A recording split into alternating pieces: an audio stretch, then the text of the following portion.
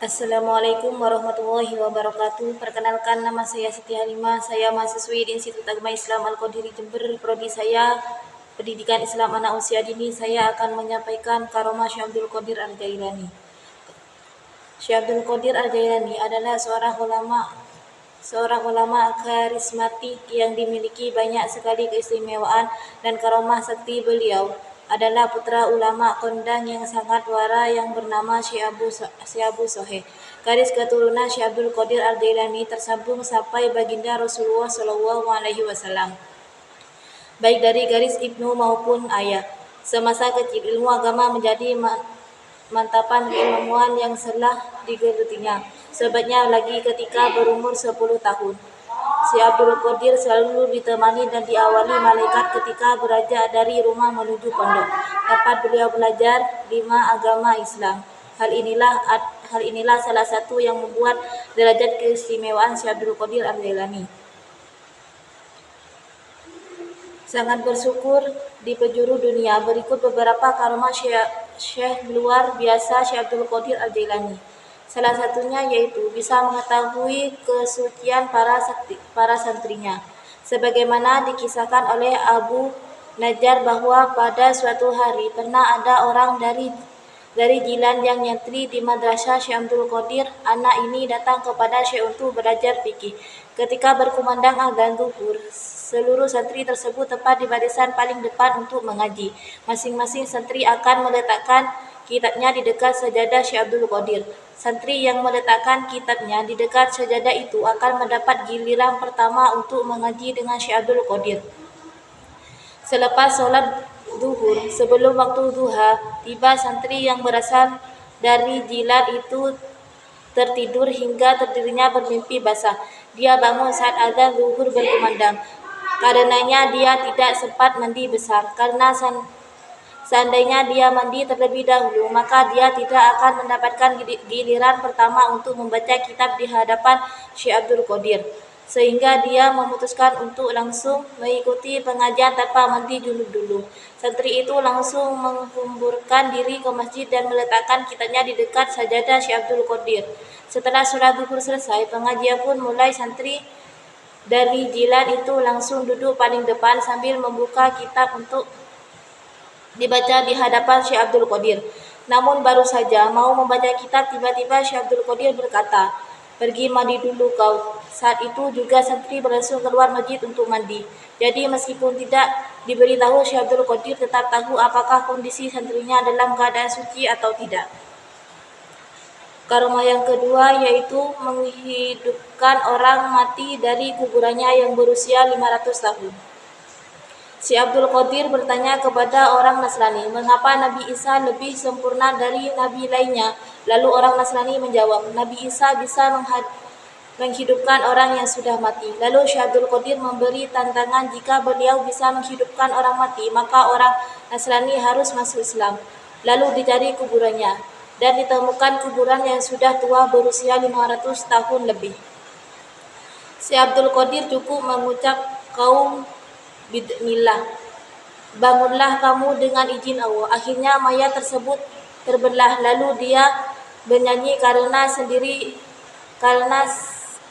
sedari hidup senang dengan menyanyi. Kaum Nasrani sontak tercengeng, kagum, dan berubah keyakinan langsung masuk Islam. Karomah yang ketiga yaitu menghidupkan kembali tulang belulang ayam. Dilansir dari Jatnam dalam buku menyimak biografi pendiri Thariqah Al-Mutabaroh, diriwayatkan bahwa ada seorang perempuan datang menghadap Syekh Abdul Qadir Al-Jailani dengan mengantarkan anaknya untuk berguru dan mempelajari ilmu suluk. Kemudian Syekh Abdul Qadir memerintahkan agar untuk tersebut belajar dengan tekun mengikuti cara-cara orang salaf dan ditempatnya di ruang kholat atau ruang sepi. Beberapa kemudian, ibu tersebut selaku orang tua murid datang menengok anaknya dan dilihat tubuh anaknya menjadi kurus. Makanya hanya roti kering dan gandum. Ibu tersebut kemudian masuk ke ruang Syekh Abdul Qadir dan melihat di hadapinya tulang-tulang sisa makanan daging ayam yang sudah bersih. Ibu tersebut berkata, menurut penglihatannya saya, Tuan Syekh makan dengan makanan yang serba enak, sedangkan anak saya badannya kurus karena makanannya hanya bubur gandum dan roti kering. Untuk itu, apa makanannya sehingga ada perbedaan? Mendengar perkataan itu, Syekh Abdul Qadir meletakkan tangannya di atas tulang-tulang ayam sambil berkata, Qumi bi idnillahi ta'ala allazi yahli idhamma ya wilar. Berdirilah dengan izin Allah Subhanahu wa taala yang menghadapkan tulang berulang yang sudah hancur. Lalu berdirilah tulang berulang itu menjadi ayam kembali sambil berkokok. Tidak ada Tuhan selain Allah. Muhammad utusan Allah. Syekh Abdul Qadir Al-Jailani kekasih Allah. Syekh Abdul Qadir lalu berkata pula kepada ibu dari muridnya tersebut, kalau anakmu bisa berbuat seperti ini, maka ia boleh makan seenaknya asal halal. Ibu tersebut merasa malu kepada Syekh Abdul Qadir dan memohon maaf atas prasangka buruk. Dengan keyakinan yang bulat itu tersebut menyenangkan anaknya kepada Syekh Abdul Qadir untuk dididik. Karamah yang keempat, yaitu mampu terbang di udara dan memandang laut mahfuz.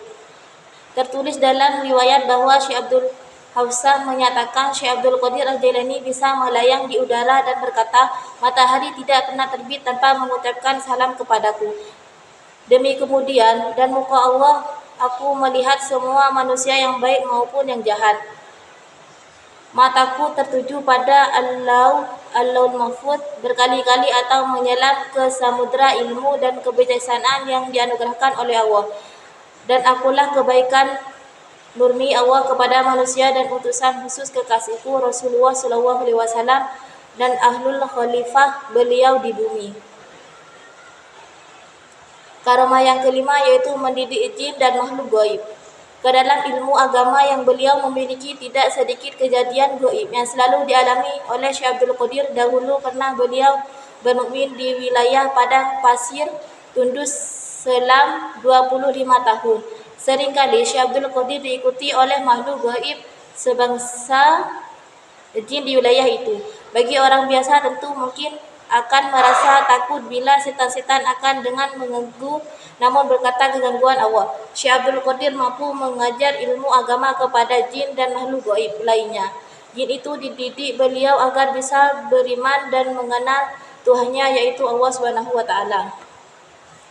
Karamah yang keenam yaitu berjalan secepat kilat. Dahulu Syekh Abdul Qadir pernah bercerita tentang kondisi aneh yang beliau alami. Dahulu pernah beliau melakukan sebuah perjalanan panjang di padang pasir daerah Baghdad. Tiba-tiba hal mengejutkan terjadi pada diri beliau. Dalam kondisi tidak sadarkan diri, beliau lari dengan kencangnya hanya dalam waktu 1 jam perjalanan saja. Rasa aneh lantas terasa ketika beliau tiba-tiba telah sampai di daerah Syatar. Secara akal, hal ini tidaklah mungkin terjadi dikarenakan jarak kota Baghdad dan Syatar umumnya hanya bisa ditempuh selama 12 hari perjalanan. Namun karena keajaiban Allah, Syekh Abdul Qadir bisa menempuhnya hanya dalam waktu 1 jam saja. Karamah yang ke-7 yaitu menghidupkan seekor burung. Pada suatu hari, ketika Syekh Abdul Qadir mengajar murid-muridnya di dalam majelis, seekor burung telah terbang di udara di atas majelis tersebut sambil mengeluarkan suara yang mengganggu majelis tersebut. Maka Syekh Abdul Qadir pun berkata, wahai Agina, ambil kepala burung itu. Setelah itu juga burung tersebut jatuh dalam keadaan kepalanya telah putus dari badannya. Setelah melihat keadaan burung tersebut, Syekh Abdul Qadir pun turun dari kursi tingginya dan mengambil badan burung tersebut itu, disapukan kepala burung itu ke badannya. Kemudian Syekh Abdul Qadir berkata, Bismillahirrahmanirrahim. Dengan serta mereka burung tersebut telah hidup kembali terus terbang dari tangan Syekh Abdul Qadir. Maka takjublah pada orang-orang yang ada di majelis tersebut karena melihat kebesaran Allah Subhanahu wa taala yang telah ditunjukkannya melalui tangan Syekh Abdul Qadir. Yang ke-8 yaitu berada di banyak tempat dalam waktu bersamaan. Diriwayatkan pada suatu hari 2 bulan Ramadan, Syekh Abdul Qadir diundang berbuka puasa oleh murid-muridnya sebanyak 70 orang di rumahnya masing-masing. Mereka berkeinginan agar Syekh Abdul Qadir berbuka puasa di rumahnya. Mereka tidak mengetahui bahwa di antaranya mereka masing-masing mengundang Syekh Abdul Qadir untuk berbuka puasa pada waktu bersamaan. Tiba waktunya berbuka puasa, bertepatan Syekh Abdul Qadir berbuka puasa di rumah beliau. Detik itu di rumah muridnya yang 70 orang itu masing-masing dikunjunginya dan berbuka puasa tepat dalam suatu yang bersamaan. Yang kesembilan yaitu mengembalikan wanita yang diculik bangsa jin. Pada suatu hari di tahun 537 Hijriah, seorang lelaki dari kota Baghdad bernama Abu Sa'id Abdullah Ibnu Ahmad Ibnu Ali Ibnu Muhammad Al-Baghdad telah datang bertemu dengan Syekh Abdul Qadir. Berkata bahwa dia mempunyai seorang anak perempuan berumur 16 tahun bernama Fatimah. Anak perempuan tersebut telah diculik atau diterbangkan oleh seorang jin. Maka Syekh Abdul Qadir pun menyuruh lelaki itu pergi pada malam hari itu ke suatu tempat bekas rumah roboh itu, satu kawasan lama di kota Baghdad bernama Al-Kah. Jadilah borongan yang kelima dan duduklah di situ, kemudian garisan atau berbulan sekelilingnya atas tanah. Kata engkau menyebut garisan ucapannya Bismillah dan di atas niat Syekh Abdul Qadir. Apabila malam telah gelap, engkau akan didatangi oleh beberapa kumpulan jin dengan berbagai-bagai rupa dan bentuk.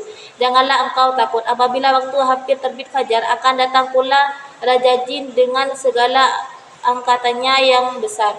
Dia akan bertanya hajatmu. Katakan kepadanya yang aku telah menyuruh engkau datang bertemu dengannya.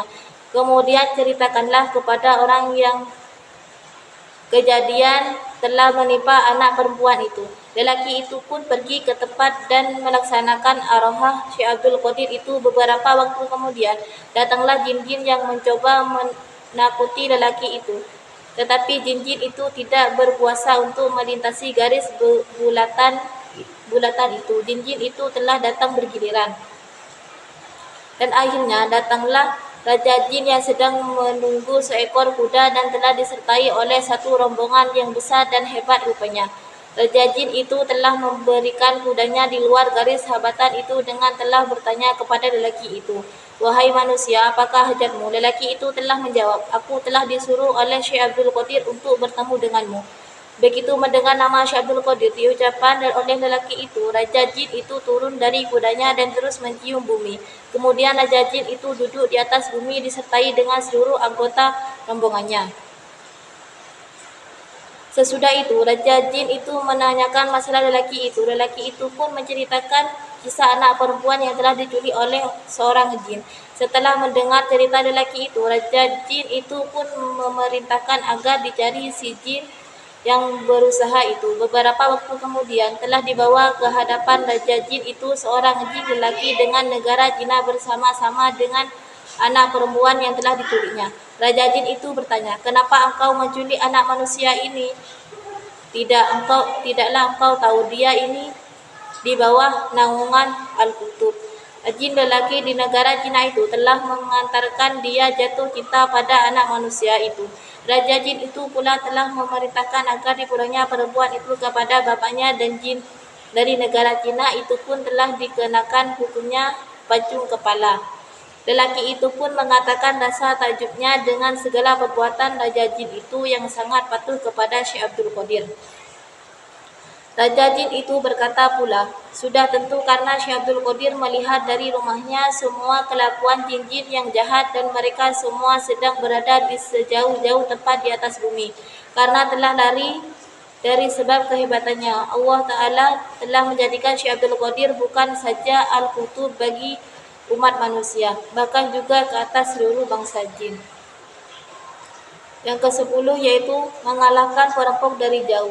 Pada ketika bulan Syawal diriwayatkan Syekh Abdul Qadir pada waktu itu sedang mengambil wudhu dan memakai sepasang terompah. Setelah selesai menunaikan solat 2 rakaat, beliau menjerit dengan tiba-tiba dan melemparkan salah satu dari terompah-terompah itu dengan sekuat tenaga sampai tak tampak lagi oleh mata. Setelah itu beliau menjerit sekali lagi lalu melemparkan terompahnya yang satu lagi. Orang-orang yang berada di situ melihat dengan ketakjubannya Tetapi tidak ada seorang pun yang telah berani menanyakan maksud semua itu. 23 hari kemudian, sebuah kafilah telah datang kepada Syekh Abdul Qadir. Mereka yaitu para anggota kafilah telah membawa hadiah-hadiah untuknya, termasuk baju emas dan perak.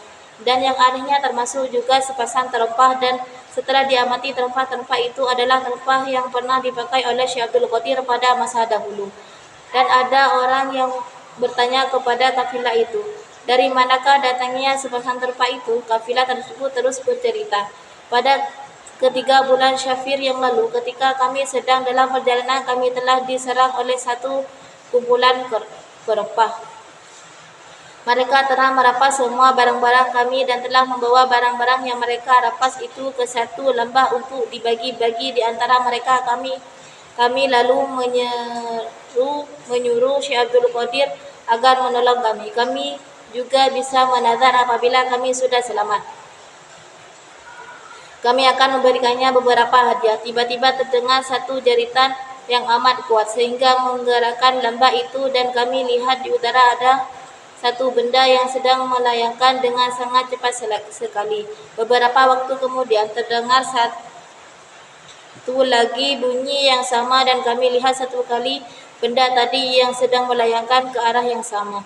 Setelah itu kami telah melihat perampok itu berlari tanggung langsung dari tempat mereka sedang membagikan harta rampasan itu, dan akhirnya kami meminta kembali harta kami.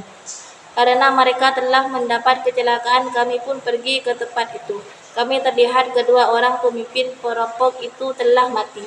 Di sisi mereka pun ada sepasang terempah. Inilah terempah-terempah itu. Cukup sekian dari saya. Apabila ada salahnya, mohon maaf. Wabillahi taufiq wal hidayah. Wassalamualaikum warahmatullahi wabarakatuh.